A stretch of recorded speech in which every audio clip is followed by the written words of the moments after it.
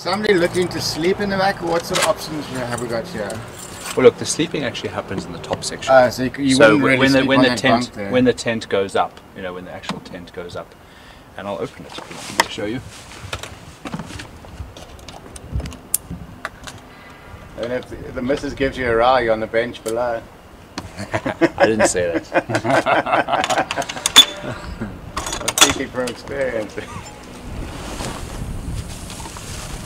That actually gives you quite a bit of headroom there. Yeah, you've got two rods that you put in to give you a bit of cover. Are these things going up higher than they used to? No, I mean they're pretty standard. I mean they go up to sort of, I don't know how many degrees, maybe it's 30 degrees. Okay. But what you've got up here is you've got your space that you sleep in with a decent mattress, and your bedding stays up there, which is lovely. And to access it, you literally go in,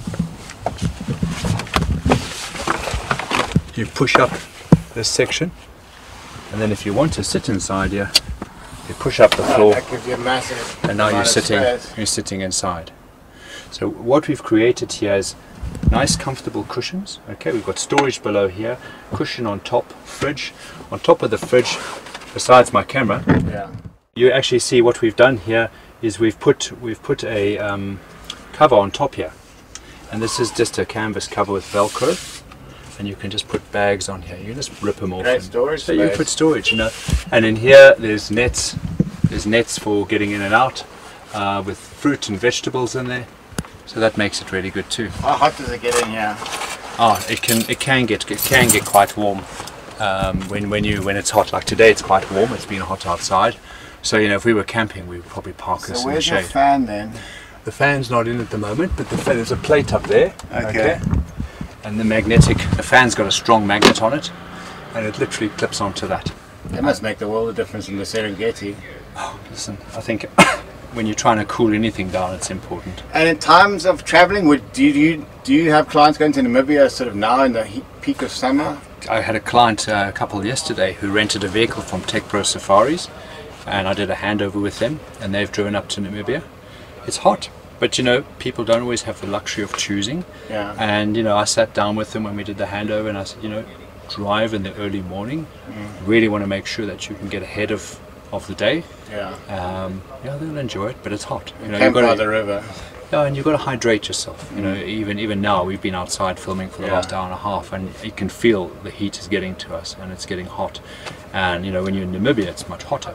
So it's about understanding your environment and making sure that you are, how would I say, hydrating yourself, looking after yourself. Because at the end of the day, it's only you out there at times. So you know, you want to make sure you look after yourself. But you know, what we've got here is a very comfortable setup. You know, we've got a roof shelf there. There's 220 volts, there's 12 volt plugs, there's mosquito nets on the windows. So, you know, everything has been looked at to say, can we make it as comfortable as possible? Can you live in here? And you two of you could sit here comfortably. I mean, I can sit back here if I wanted to lie down here, or one of you weren't feeling well, you could lie down.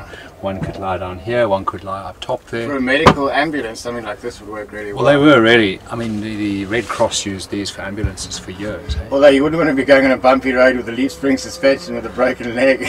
Well, I was in Myanmar about a year ago, and I had bronchial pneumonia. I was really sick. And we had an ambulance with us as one of the prerequisites to taking any trips, big organized trips around Myanmar. I was 2 days in ambulance. Literally, I was lying down, they drove. And they can drive, let me tell you. You want to sleep, it's fine, it's comfortable. I didn't have a broken leg, so no.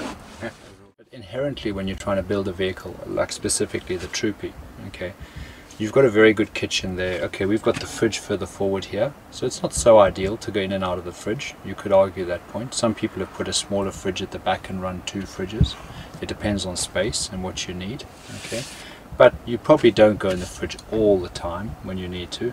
So if you're getting meat out, the only time is if you're getting milk and stuff, and you know, stopping for coffee, that can be a bit painful. But there's always going to be a compromise to how you do a build. There isn't a perfect layout.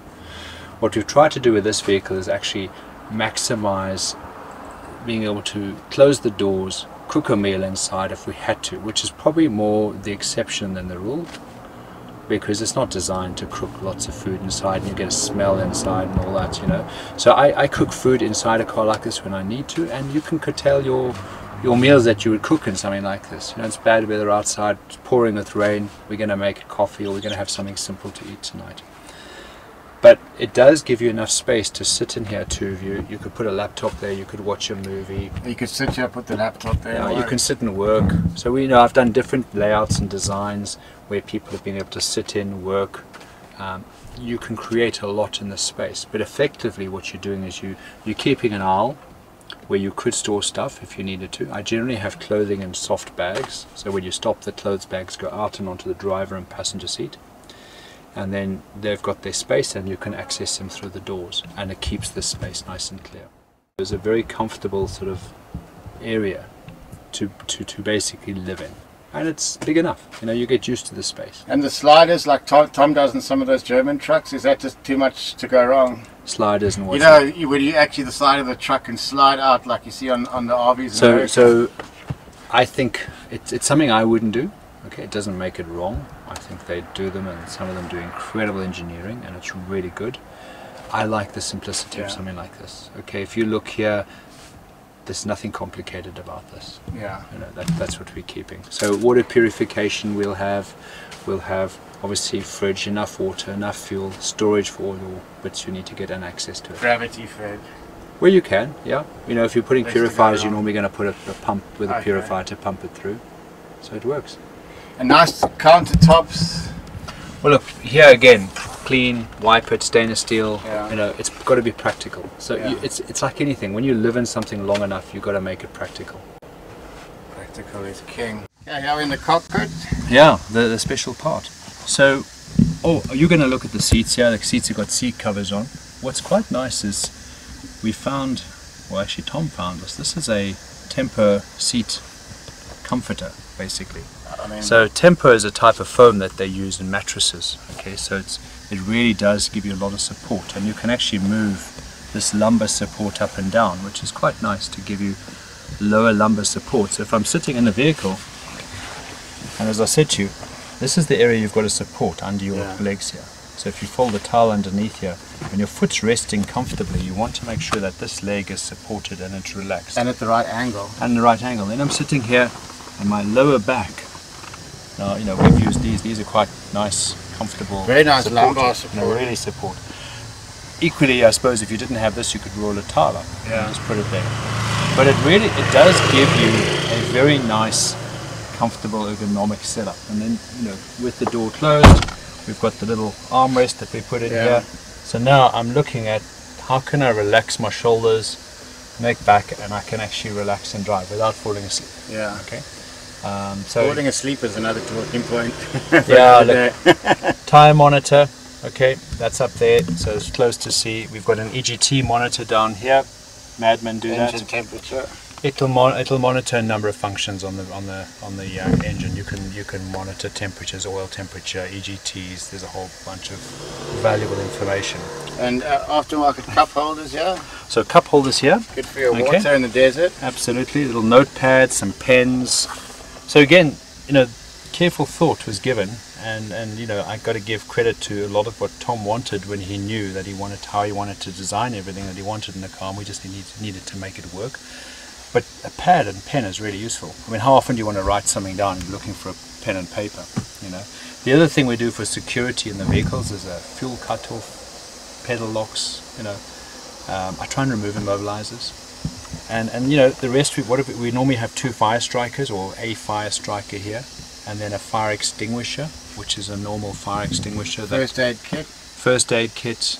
And I see there's a first aid kit sign here, so you know exactly on the back of the seat. Well, that's clever. That's you know, Tom's. So you obviously learn. It's not just people learning from you. You must learn from some smart clients of yours that have got some good ideas. People share great ideas, and I'm very humbled to share them and then be able to implement them, because you know, ideas little. I mean, this first aid sign. How clever is that?